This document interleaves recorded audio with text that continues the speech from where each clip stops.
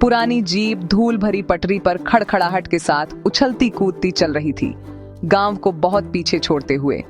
आज 8 अगस्त 2025 की इस चमकीली सुबह को हम भारत के महान जंगल में जाने वाले थे। पेड़ों के पहले मेहराब के नीचे से गुजरते ही हवा खुद ही बदल गई। यह ठंडी हो गई, सैकड़ों अनजान गंधों से भर गई। गीली मिट्टी की खुशबू, जंगली चमेली की, और कुछ जंगली और पुराना। ऊपर घनी हरी छतरी को भेदने के लिए सूरज की रोशनी संघर्ष कर रही थी। आगे के रास्ते पर रोशनी और छाया के बदलते पैटर्न में धब्बे डाल रही थी। इंसानों की दुनिया अपने शोर और जल्दबाजी के साथ लाखों मील दूर महसूस हो रही थी। यहाँ नियमों का एक अलग सेट लागू होता था, जो सूरज, मौसम और उन जीवों द्वारा तय किया जाता था जो इस विशाल हरे भरे दुनिया को अपना घर कहते थे। हमारे गाइड जसवंत नाम के एक आदमी ने, जिनके दादा भी गाइड थे, अपनी उंगली अपने होठों पर रखी। जीप के इंजन की शोरगुल वाली बकवास एक पल के लिए एकमात्र आवाज थी, और फिर जैसे ही उन्होंने इसे बंद किया, जंगल की अपनी आवाज खामोशी को भरने के लिए उमड़ पड़ी। ये ऐसी आवाजों की सिम्फनी थी जो मैंने पहले कभी नहीं सुनी थी। एक लंगूर बंदर ने एक ऊंची शाखा से चेतावनी दी। उसकी गर्जती हुई आवाज पेड़ों से गूंज रही थी। कॉपरस्मिथ बारबेट पक्षी की तेज, लगभग धातु जैसी आवाज गूंज उठी, जैसे एक छोटा हथौड़ा एक निहाई पर मार रहा हो। झाड़ियों में हर सरसराहट, हर टहनी का टूटना एक रहस्य, एक कहानी का इंतजार कर रही थी। यह एक ऐसी दुनिया थी जो वास्तव में जीवित थी, सांस ले रही थी और देख रही थी। मेरे अंदर रोमांचक प्रत्याशा की भावना बढ़ने लगी। यह थोड़ी सी डर के साथ मिली हुई भावना थी, ऐसा डर जो आपके दिल को एक अच्छे तरीके से तेज धड़कने पर मजबूर कर देता है। हर छाया में एक छिपे हुए जानवर का वादा लगता था। रास्ते में हर मोड़ एक नई खोज। क्या वह उस झाड़ी के पीछे एक हिरण चल रहा था? क्या वह नरम मिट्टी में कुछ बहुत बड़े जानवर के पद चिन्ह थे? जंगल अपने रहस्यों को आसानी से नहीं बताता था। आपको धैर्य रखना होगा, आपको देखना होगा, और इससे भी महत्वपूर्ण बात, आपको सुनना होगा। जसवंत ने हमें बताया कि जंगल हमेशा उनसे बात करता है जो उसकी भाषा सुनने को तैयार होते हैं। आवाजों, निशानों और खामोशी की भाषा। हम और गहरे चले गए। रास्ता संकरा होता गया। विशाल साल के पेड़ प्राचीन संतरियों की तरह खड़े थे। उनके तने उम्र के साथ मोटे और टेढ़े मेढ़े थे। मेरी बांह जितनी मोटी बेलें प्रकाश की ओर ऊपर की ओर बढ़ती हुई उलझी हुई जाले बनाती थीं, जो एक पेड़ को दूसरे से जोड़ते थे। हमने एक चमकदार नीले रंग की झलक देखी जब एक किंगफिशर एक छोटी धारा के पार उड़ गया।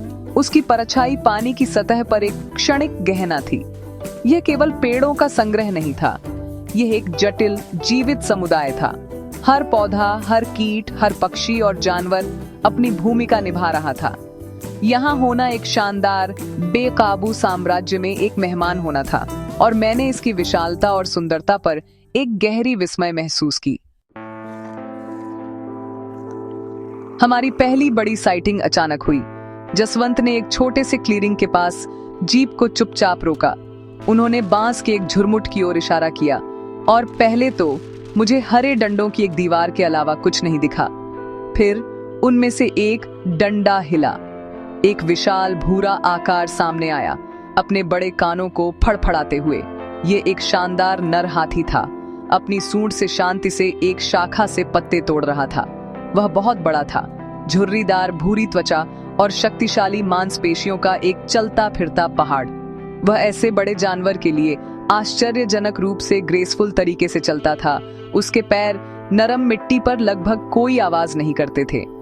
हमने सांस रोके हुए देखा जब वह शांति से अपना भोजन कर रहा था, हमारी सुरक्षित दूरी से, उपस्थिति से पूरी तरह बेखबर। आगे जैसे ही हम एक घास के मैदान के पास पहुंचे, हमें एक ट्रूली लवली साइट ने ग्रीट किया। चितल या स्पॉटेड डियर का एक पूरा झुंड दोपहर की हल्की धूप में चल रहा था। उनके कोट्स सफेद धब्बों से जड़े हुए एक सुंदर रेडिश ब्राउन रंग के उन्हें ऐसा दिखाते थे जैसे उन पर स्टारलाइट छिड़का गया हो। एक छोटा और पतले पैरों वाला हिरण का बच्चा अपनी माँ के पास रहा, कभी कभी रीअश्योरेंस के लिए उसे धकेलता था। कुछ बड़े स्टैग्स प्रभावशाली शाखाओं वाले सींगों के साथ झुंड के किनारों पर गार्ड कर रहे थे। उनके सिर ऊंचे थे, लगातार किसी भी खतरे के संकेत के लिए पेड़ की रेखा को स्कैन कर रहे थे। यह दृश्य इतना शांत, इतना इडिलिक था। यह एक कहानी की किताब से कुछ जैसा लगता था। जंगल में जीवन की एक परफेक्ट पिक्चर। जंगल ग्रेट ड्रामा की जगह भी है और हमने पानी के एक गड्ढे के पास इसकी एक झलक देखी। जंगली सुअरों का एक परिवार, उनके मोटे काले बाल ब्रिस्लिंग, शोर शराबे से कीचड़ में जड़ों के लिए खुदाई कर रहे थे। अचानक ढोलों का एक झुंड भारतीय जंगली कुत्ते क्लीयरिंग के किनारे पर दिखाई दिए। वे चिकने रेडिश ब्राउन शिकारी थे, एक कोऑर्डिनेटेड पर्पस के साथ चल रहे थे, जो फैसिनेटिंग और अनसेटलिंग दोनों था। सुअरों ने तुरंत एक डिफेंसिव सर्कल बना लिया। बड़े नर अपने छोटे नुकीले दांतों के साथ बाहर की ओर खड़े थे।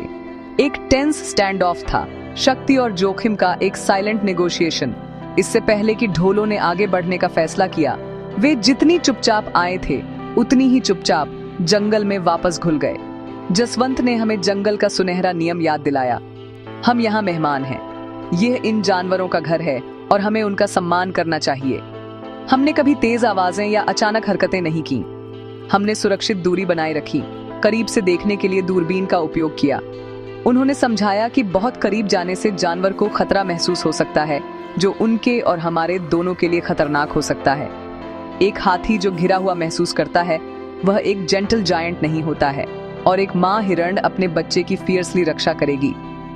शांत और रिस्पेक्टफुल ऑब्जर्वर्स बनकर हम इन नेचुरल बिहेवियर्स को, उनके जीवन के डेलिकेट बैलेंस को डिस्टर्ब किए बिना देख पाए, जिससे अनुभव और भी रिवॉर्डिंग हो गया। जंगल सिर्फ वो नहीं था जिसे आप देखते थे, ये वो था जिसे आप अपनी सभी इंद्रियों से महसूस करते थे। हवा में ही एक टेक्सचर था, घनी और नम, सड़े हुए पत्तों और सुगंधित जंगली फूलों की मीठी, थोड़ी चिपचिपी गंध एक साथ लिए हुए। जब हवा ने कैनोपी को हिलाया तो ऐसा लगा जैसे एक सोते हुए विशालकाय की धीमी आहट हो। एक छोटी सी धूप के बाद गीली मिट्टी की गंध ऊपर उठी, एक समृद्ध मिट्टी की खुशबू जो जीवन और विकास का सार थी। आप हवा में ताजगी लगभग महसूस कर सकते थे, एक साफ हरी गंध जो शहर के धूल भरे स्वाद से बहुत अलग थी। यह एक इमर्सिव अनुभव था, इंद्रियों का एक पूर्ण सैचुरेशन, जिसने आपको पल में पूरी तरह से मौजूद महसूस कराया। आवाजें एक स्थिर, हमेशा बदलते कॉन्सर्ट थीं। सिकेडास की लगातार तेज तेज गुनगुनाहट एक स्थिर बैकग्राउंड रिदम प्रदान करती थी। इसके ऊपर पक्षियों की आवाजें मेलोडी का एक समृद्ध टैपेस्ट्री बनाती थीं। एक मोर की तेज प्रश्नवाचक आवाज मेओ मेओ दूर के झाड़ी से गूंजती थी, अक्सर दूसरे द्वारा जवाब दिया जाता था। फिर हॉर्नबिल्स की अजीब लयबद्ध कैकलिंग थी। जब वे ऊपर से उड़ते थे, उनके बड़े पंख एक तेज हूशिंग आवाज करते थे जो अनमिस्टेकेबल थी। शाम को आवाजें बदल गईं। पक्षियों का गाना फीका पड़ गया, उनकी जगह क्रिकेट्स की चहचहाहट और मेंढकों की गहरी क्रोक ने ले ली। तारों के नीचे अपने प्रदर्शन के लिए एक नाइटली कोरस ट्यूनिंग अप कर रहा था।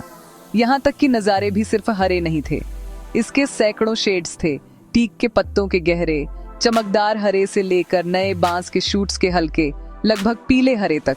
हरे रंग का यह समुद्र वाइब्रेंट कलर के अचानक बर्स्ट से भरा था। फ्लेम ऑफ द फॉरेस्ट पेड़ का फायरी ऑरेंज, अपने नाम के अनुरूप। जंगल के फर्श पर विनम्रता से उगने वाले जंगली अदरक के फूल का शॉकिंग पिंक। एक ड्रैगन फ्लाई के पंखों की इरिडेसेंट फ्लैश जब वह एक पडल के ऊपर मंडराता था, और हर जगह तितलियां थीं। ब्लू मॉर्मन का ब्रिलियंट ब्लू, कॉमन क्रो का स्टार्क ब्लैक एंड व्हाइट, हवा में बिखरे हुए पंखुड़ियों की तरह नाचते हुए। जंगल का एहसास इमेंस पीस और कांस्टेंट अलर्टनेस दोनों का था। प्राचीन पेड़ों की छाया में एक गहरी शांति थी, टाइमलेसनेस की भावना जिसने आत्मा को शांत किया। आप 1 घंटे तक बैठ सकते थे और बस एक चींटी कॉलोनी के धीमी जानबूझकर मार्च को या एक मकड़ी के अपने जाले को बुनने के धैर्यपूर्ण काम को देख सकते थे। फिर भी साथ ही आप जानते थे कि यह शांति नाजुक थी।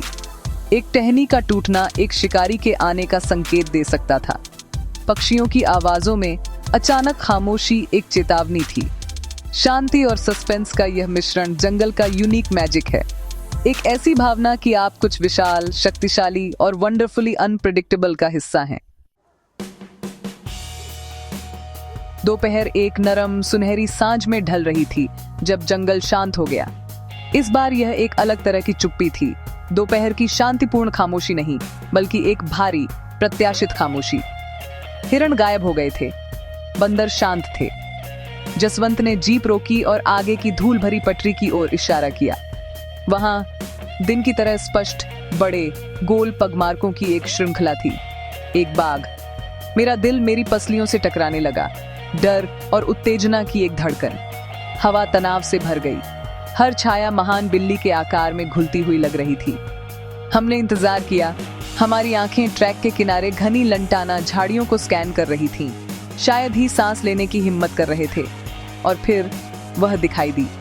वह बाहर नहीं निकली। वह बस छाया से प्रकट हुई, अपनी विशालता और शक्ति को धता बताते हुए एक तरल ग्रेस के साथ पटरी पर बहती हुई आई। वह शानदार थी। उसका कोट आग के नारंगी और गहरे काले धारियों का एक आदर्श कैनवास था। वह रुकी और सीधे हमारी ओर देखा। उसकी नजर आक्रामकता की नहीं, बल्कि शांत, बुद्धिमान आकलन की थी। कुछ सेकंड के लिए, जो अनंत काल तक खींच गए, हम उन सम्मोहित करने वाली एम्बर आंखों से बंधे रहे। उस पल में मैं समझ गया कि यह उसका राज्य था। हम सिर्फ क्षणिक अतिक्रमणकारी थे। उसकी महिमा देखने का सौभाग्य प्राप्त था। फिर अपनी पूंछ की एक झटके के साथ वह मुड़ी और उतनी ही चुपचाप जंगल में वापस गायब हो गई जितनी चुपचाप वह आई थी। इस मुठभेड़ ने मुझे सांस रोक दिया, विस्मय के एक ओवरवेलमिंग सेंस से भर दिया। एक बाघ को उसके प्राकृतिक घर में देखना एक ऐसा अनुभव है जो आपको बदल देता है। ये चिड़ियाघर में एक को देखने जैसा नहीं है। यहाँ बाघ जंगल की जीवित, सांस लेने वाली आत्मा है। उसकी शक्ति और उसकी जंगलीपन का प्रतीक है। उसकी उपस्थिति ने चुप्पी, हिरणों की सतर्कता, उसके चारों ओर घूमने वाले पूरे पारिस्थितिकी तंत्र को समझाया। ये जानना कि ऐसे जीव अभी भी हमारी दुनिया में स्वतंत्र रूप से घूमते हैं, एक शक्तिशाली और विनम्र विचार है। ये आपको याद दिलाता है कि इस धरती पर अभी भी ऐसे स्थान हैं जो बेकाबू हैं, ऐसे स्थान जो प्रकृति के हैं और हमारे नहीं। जैसे ही हम तारों से भरे आसमान के नीचे गांव की ओर वापस जा रहे थे, मुझे एक गहरी कृतज्ञता महसूस हुई। जंगल ने अपने कुछ रहस्य मेरे साथ साझा किए थे। इसने मुझे सुंदरता, नाटक और प्रकृति की रॉ पावर दिखाई थी। जसवंत ने धीरे धीरे इन जंगलों की रक्षा के महत्व के बारे में बात की। वे सिर्फ बाघों और हाथियों के लिए घर नहीं हैं, वे हमारे ग्रह के फेफड़े हैं। हमें सांस लेने के लिए हवा और पीने के लिए पानी प्रदान करते हैं। उनकी रक्षा करना कोई विकल्प नहीं है, यह एक कर्तव्य है जो हम इन शानदार जानवरों और खुद के प्रति रखते हैं। बाघ की नजर की याद मेरे साथ रही। दुनिया के जंगली स्थानों का हमेशा सम्मान करने और उनकी रक्षा करने का एक मौन वादा।